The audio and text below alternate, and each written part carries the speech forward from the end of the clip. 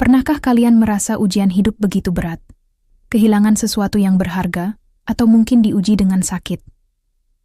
Hari ini, kita akan belajar dari sosok luar biasa, Nabi Ayub alaihissalam, teladan kesabaran tanpa batas.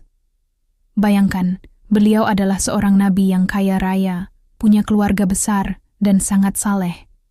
Namun dalam sekejap, Allah mengujinya dengan mengambil semua hartanya. Satu persatu anaknya meninggal, dan tubuhnya ditimpa penyakit kulit yang sangat parah, hingga dijauhi banyak orang. Luar biasa, bukan? Tapi apa yang Nabi Ayub lakukan? Beliau tidak pernah sekalipun mengeluh atau berprasangka buruk kepada Allah. Lisannya selalu basah dengan zikir dan rasa syukur.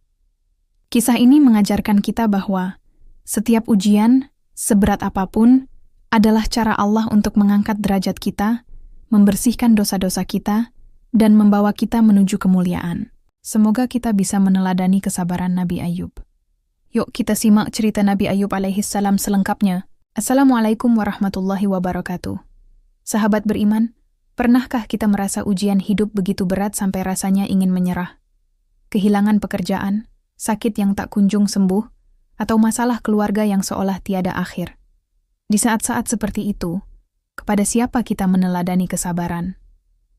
Hari ini, kita akan menyelami samudera ketabahan seorang nabi yang kisahnya terukir abadi sebagai simbol kesabaran tanpa batas.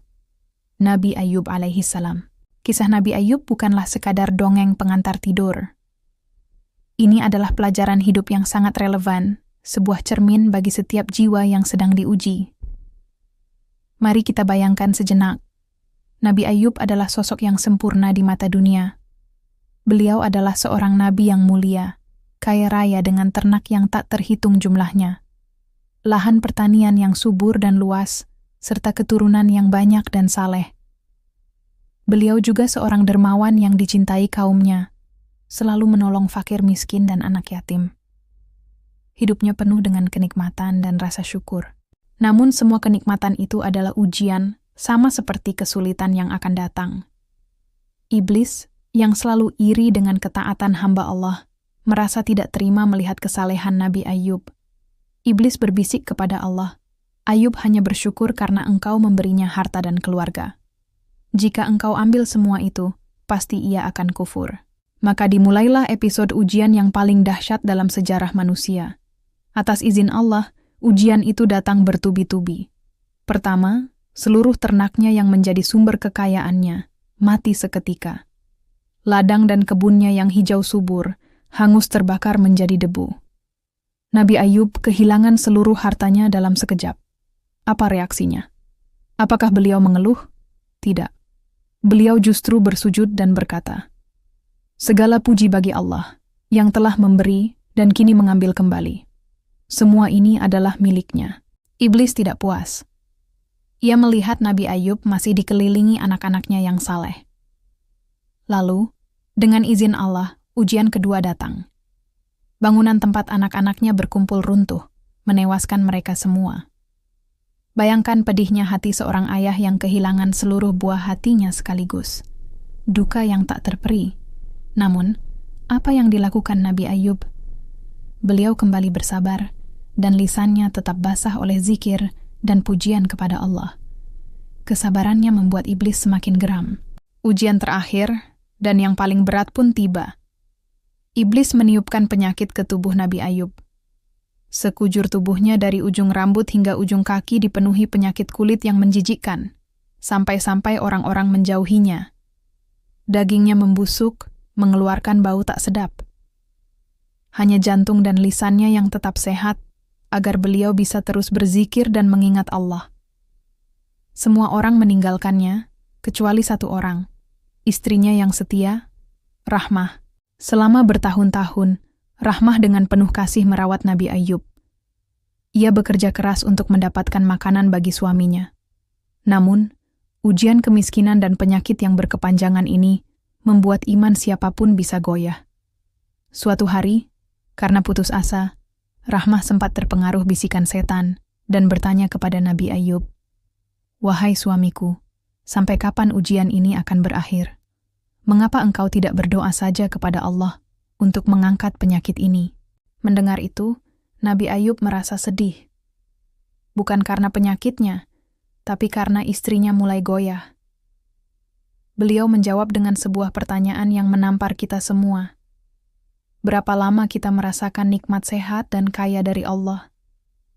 Istrinya menjawab, 70 tahun. Nabi Ayub melanjutkan, dan berapa lama kita diuji dengan sakit dan miskin ini?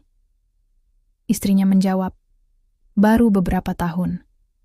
Lalu Nabi Ayub berkata, aku malu untuk meminta kepada Allah, karena masa sakitku belum sebanding dengan masa sehat yang telah Dia berikan. Allahu Akbar, inilah puncak kesabaran.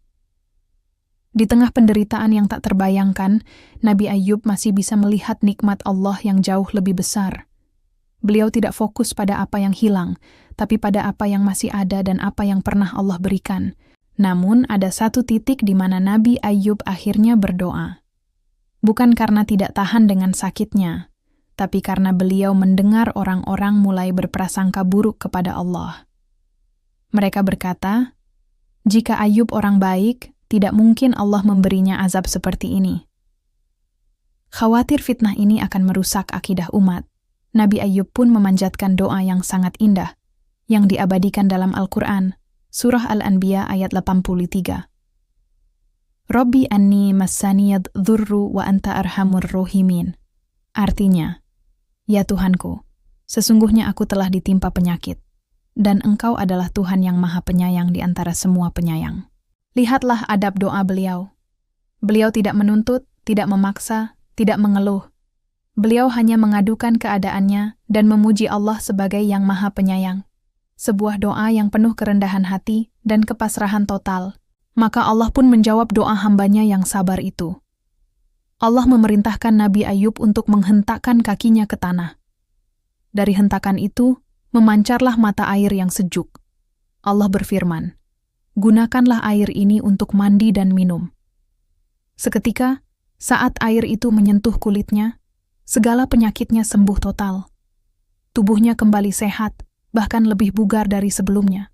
Pertolongan Allah tidak berhenti di situ. Allah mengembalikan hartanya berlipat ganda. Dan yang paling mengharukan, Allah mengembalikan keluarganya, memberinya keturunan yang lebih banyak dari sebelumnya. Semua penderitaan itu terbayar lunas dengan kemuliaan yang jauh lebih besar. Kisah Nabi Ayub mengajarkan kita bahwa setiap ujian, seberat apapun itu, adalah jalan untuk mengangkat derajat kita di sisi Allah. Ujian bukanlah hukuman, melainkan tanda cinta Allah kepada hambanya. Sahabat, mungkin saat ini kita sedang diuji. Mungkin dengan sakit, dengan masalah finansial, atau dengan hubungan yang retak. Ingatlah kisah Nabi Ayub. Kesabaran beliau bukan berarti diam pasrah tanpa usaha. Kesabaran beliau adalah keyakinan penuh bahwa di balik setiap kesulitan, ada skenario terbaik dari Allah. Kesabaran adalah kekuatan untuk tetap berprasangka baik kepada Sang Pencipta, bahkan ketika logika kita tidak mampu memahaminya. Setiap air mata yang jatuh karena bersabar, setiap keluh kesah yang kita tahan dan kita ganti dengan zikir, semuanya tidak akan sia-sia di mata Allah. Ujian hidup adalah cara Allah membersihkan dosa-dosa kita dan mempersiapkan kita untuk menerima anugerah yang lebih besar. Jangan pernah merasa sendirian dalam ujianmu. Allah selalu bersama orang-orang yang sabar. Semoga dengan meneladani kisah Nabi Ayub alaihissalam, kita semua diberikan kekuatan untuk melewati setiap badai kehidupan dengan hati yang tabah dan iman yang kokoh.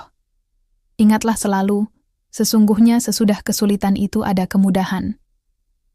Terima kasih telah menyimak hingga akhir. Jika video ini bermanfaat, jangan lupa untuk share kepada sahabat dan keluarga yang mungkin sedang membutuhkan pengingat ini. Sampai jumpa di video selanjutnya. Wassalamualaikum warahmatullahi wabarakatuh.